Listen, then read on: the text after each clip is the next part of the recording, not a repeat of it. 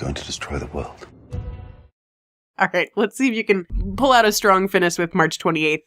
Darren Aronofsky, most well known for Black Swan, Requiem for a Dream, and The Wrestler, will see his latest fantasy, Noah, come to the big screen on that day.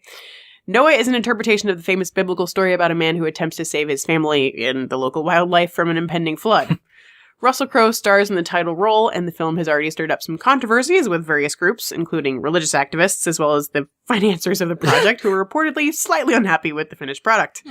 Fox, you are our lone backer of this project. Was. Are you sticking by Noah as a worthwhile entry into Aronofsky's pantheon? I am positive that I'm going to continue to be the lone backer of this project on this podcast. But absolutely, you do not vote against Aronofsky when it comes to the critics. Black Swan, 87%. The Wrestler, 98% positive. Even Requiem for a Dream is 78% positive.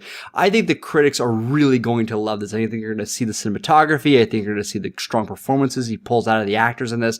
Going 84% positive. I'm also going really high, and I bet you it's going to be much higher than what you guys are going to say for the box office, and say 50 million. And the reason I'm going to say that is because I think you're pulling on a religious audience. I think people know this story. You could take your church group to go see it. You could discuss it afterwards. It makes for great fodder for conversation.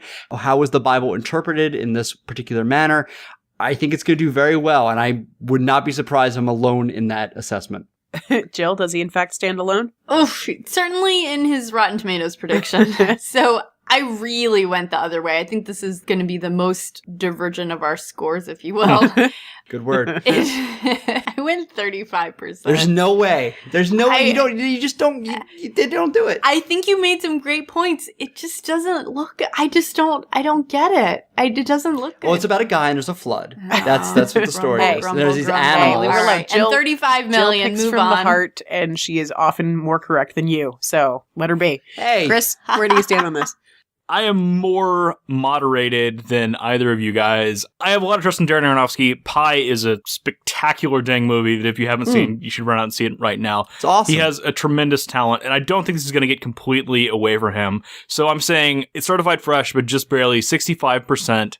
And I don't know that the religious groups are going to come out in droves to see this movie. I think it's got to be really right up their alley, and Noah is doing some things that are not necessarily that.